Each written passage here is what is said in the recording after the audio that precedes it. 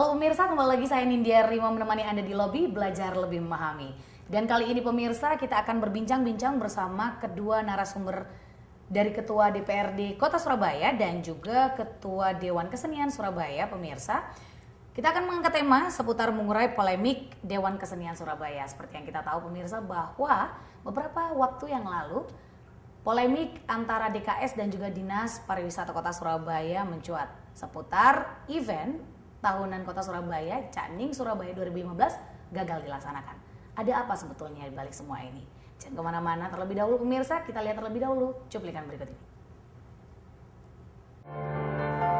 Surabaya sebagai ibu kota provinsi Jawa Timur sebenarnya memiliki sejumlah tetenger yang bisa menjadi daya tarik pariwisata. Namun gaungnya tidak terdengar hingga tingkat nasional atau bahkan skala internasional. Kondisi ini berbeda jauh dari Kabupaten Jember dan Banyuwangi yang getol mempromosikan wilayahnya dalam kemasan event budaya yang secara tidak langsung mendongkrak dunia pariwisatanya. Keberadaan duta wisata di suatu daerah merupakan salah satu ikon dan identitas budaya sebuah daerah. Di Surabaya dikenal dengan Cak Daning.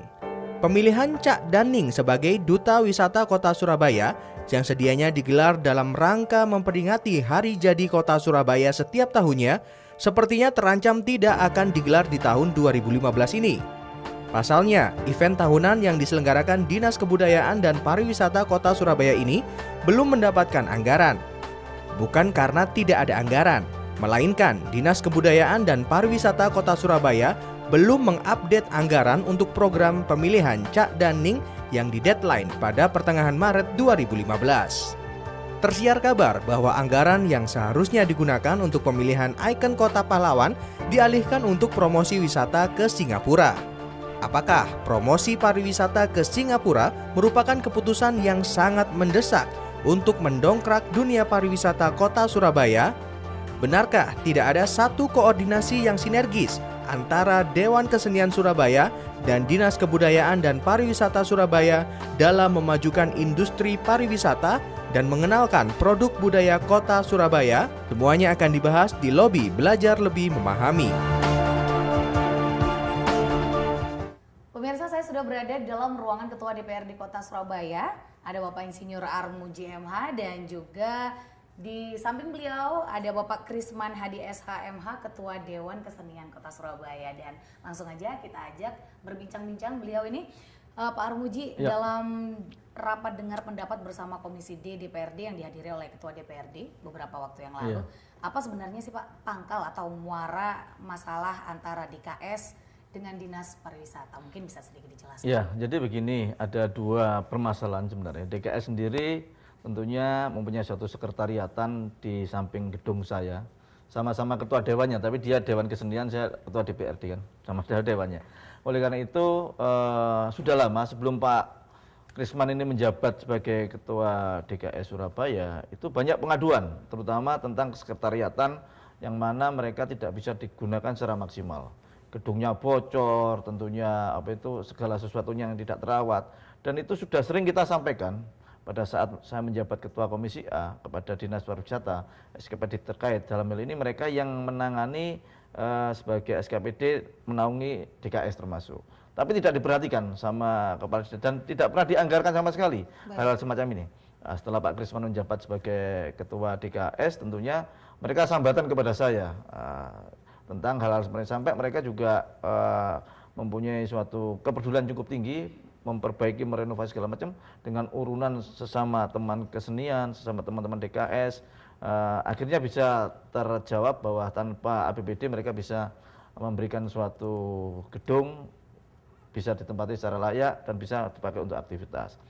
Itu tentunya yang pertama kali menjadi suatu polemik dan mencuat, akhirnya merembet ke masalah Cakning dan segala macamnya. Itu yang tentunya kita sangat menyesalkan sekali bahwa hal-hal tersebut kenapa tidak sampai Dinas Pariwisata dalam hal ini kepala dinasnya mempunyai suatu interest terhadap kesenian, terhadap jiwa pariwisata. Ini yang tentunya kita sesalkan. Mereka sudah 5 tahun menjabat, tapi tentang kepariwisataan, Dinas Pariwisata namanya, tidak terlalu menonjol di Kota Surabaya ini yang tentunya harus menjadi koreksi buat wali kota untuk bisa kepala dinas ini dipacu atau mungkin diganti supaya mereka juga mencarikan orang yang tepat dan bisa menjunjung kota Surabaya ini sebagai kota wisata.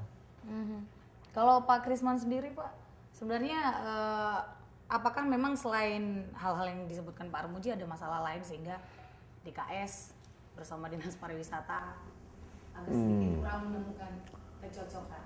Kalau masalah saya pikir banyak ya. Jadi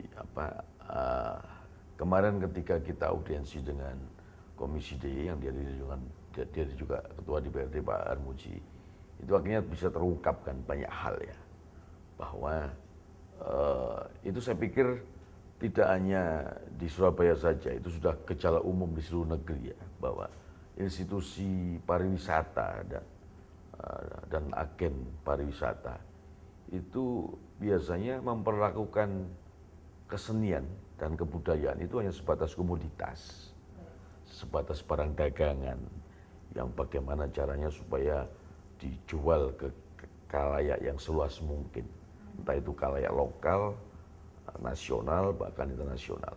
Padahal ada hal yang lebih fundamental perkara kesenian dan kebudayaan, yaitu perkara identitas dan martabat sebuah bangsa. Itu yang jarang terekspos ya.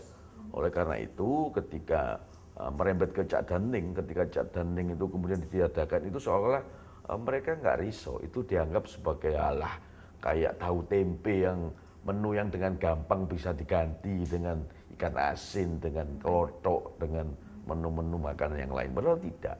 Nah, Cak Daning itu kan ada perkara yang fundamental, identitas sebuah kota.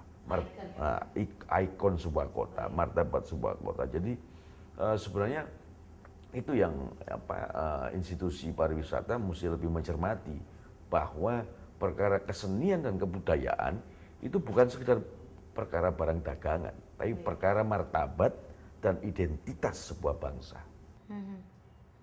Oke, lalu sebenarnya apa yang diinginkan oleh DKS Pak sehingga sampailah pada polemik mengenai ikon yang tahun ini ditiadakan? Ya, sebenarnya bukan polemik, tapi ya kita hendak mempertanyakan saja kinerja Dinas Pariwisata itu apakah sudah sesuai dengan fungsi dasarnya ya, sebagai SKPD, sebagai kepanjangan tangan dari pemerintah kota.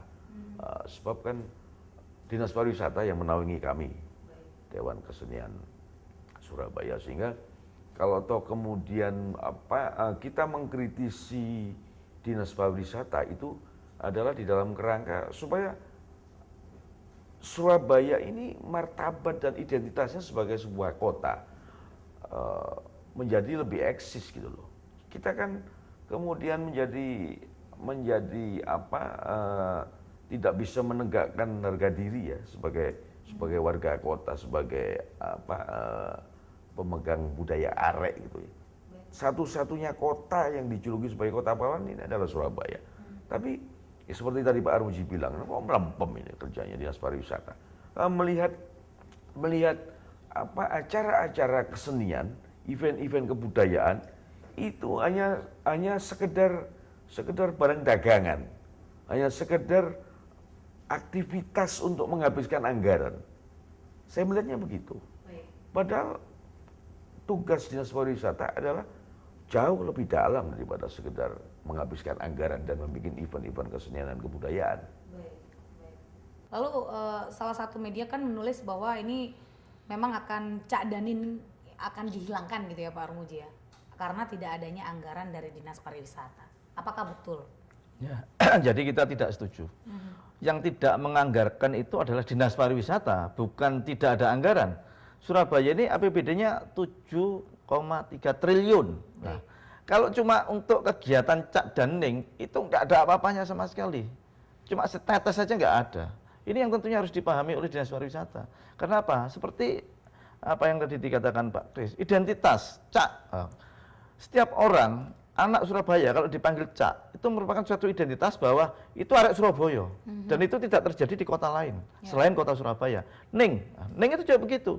Panggilan itu melekat pada arek-arek ning perempuan yang ada di kota Surabaya. Nah ini tidak memahami. Lah dinas pariwisata ini, kepala dinasnya orang dari mana sih sebenarnya? Kalau mereka ngaku arek Surabaya dan tempat lahirnya juga di Surabaya, bangga dengan ada Daning, bangga dengan adanya Cak, karena ini sudah menjadi suatu tradisi, sudah menjadi suatu ikon bahwa itu panggilan arek-arek Surabaya, ya, Cak Daning. Ini yang tentunya mereka tidak bisa menangkap. Kalau mereka menghilangkan anggaran Cak Daning, berarti mereka menghilangkan identitas kota Surabaya. Baik, baik. Lalu Kadis Bupar yang akan mengalokasikan anggaran pemilihan Cak Ning ini kan menjadi dialihkan sebagai promosi wisata ke Singapura, Pak ya. Iya. Apakah promosi tersebut emang benar-benar mendesak, Pak? Ya, saya kira promosi yang bagaimana yang mau ditampilkan ke Singapura oleh Surabaya. Saya kira kalau cuma anggaran segitu saja tidak mengurangi dengan pemotongan dan ditiadakannya anggaran Cak Daning, itu nggak ada masalah kok. Kita setuju, tapi jangan mengepras, jangan mentiadakan anggaran Cak Daning. Itu yang tidak kita setujui. Baik. Dan itu yang mereka selipkan, mereka tipu kita ditipu, DPR ditipu sama mereka ini kan gitu. Karena kita Nanti tidak. akan kita lanjutkan Pak di segmen berikutnya. Jangan kemana-mana pemirsa, tetap di Lobby Belajar Lebih Memahami.